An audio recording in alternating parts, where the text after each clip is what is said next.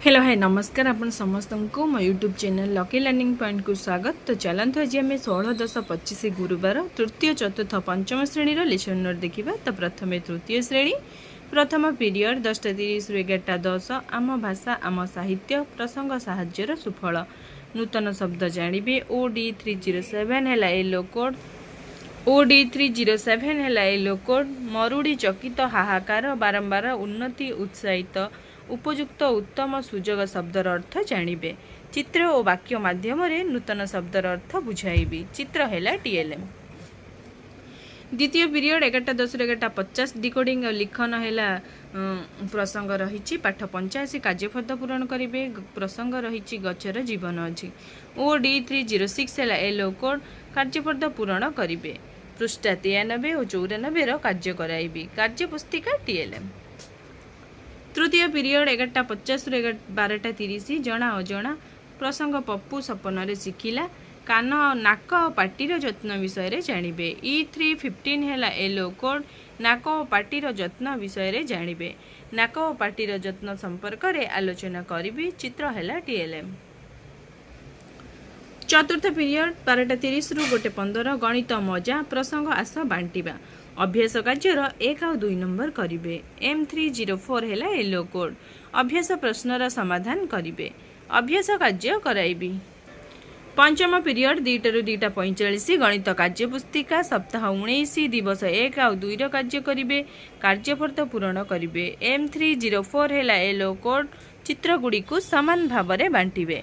गणित कार्यपद पूरण कराइबी। कार्य पुस्तिका TLM। षष्ठ पीरियड 2:45 रु 3:30 my English book topic learning number 1 to 10 addition and subtraction करेंगे। EN318 है yellow code the students will add और subtract 2 or more 1 digit number जेमिति कि ये सब एक्टिविटी पिला मानन नहीं कराइबे। नंबर कार्ड है TLM। सप्तम पीरियड खेल खेलिबे पिला माने खेलिबे पिला मानन को नहीं खेलाइबी। तो ये थिला तृतीय श्रेणी। एबे देखिबा चतुर्थ और पंचम श्रेणी। एबे देखिबा चतुर्थ और पंचम श्रेणी। प्रथम पीरियड 10:30 रु 11:15 चतुर्थ श्रेणी साहित्य कलिका प्रसंग साहित्य रखिबा सजाई रखिबा। नूतन शब्द जानिबे। OD408 है येलो कोड आलना टीटी डायरी एल्बम बाहाना दुर्लभ संग्रहालय विषय जानिबे। चित्र और वाक्य माध्यम नूतन शब्दर अर्थ बुझाइबी। चित्र है TLM।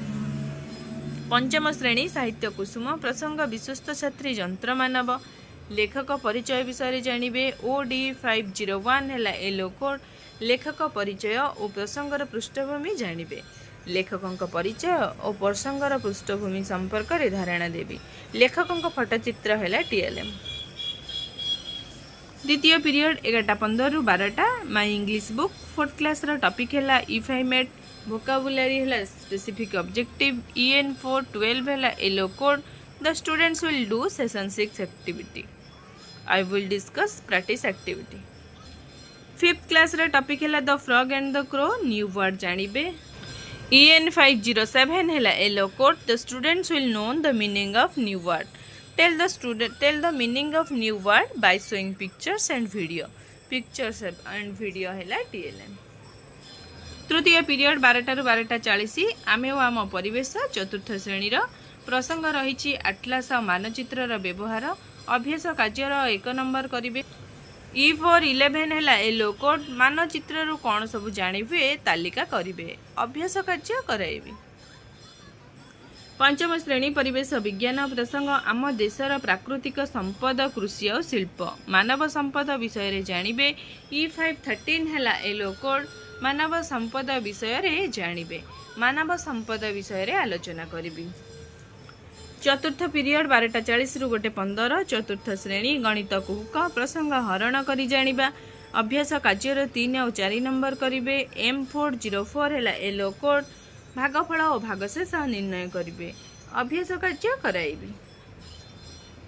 पंचम श्रेणी गणित धारा प्रसंग जोग और वियोग करेंगे। M502 है येलो कोड जोगफल और वियोगफल निर्णय करी प्रश्नर समाधान करेंगे।